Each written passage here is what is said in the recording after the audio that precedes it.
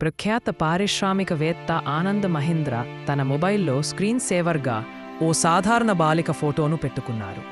అది కూడా ఆ బాలిక ఫోటో కోసం దాదాపు 4 రోజుల పాటు ఎదురుచూసి చివరికి ఆ బాలిక ఫోటోను సాధించారు.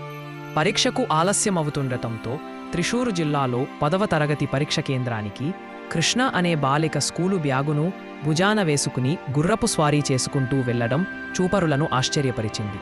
గుర్రపు స్వారీ చేస్తూ వేగంగా వెళ్తున్న బాలిక వీడియో సామాజిక మాధ్యమాల్లో వైరల్ అయ్యింది. ఈ వీడియోను చూసిన ఆనంద్ మహీంద్ర ట్విట్టర్ వేదికగా బాలికపై ప్రశంసల వర్షను కురిపించారు. త్రిశూర్ ఆమె ఎవరికం తెలుసా? నాకు ఆమె ఫోటో కావాలి. నా మొబైల్ స్క్రీన్ సేవర్గా ఆమె గుర్రపు స్వారీ చేస్తున్న ఫోటోను పెట్టుకుంటా.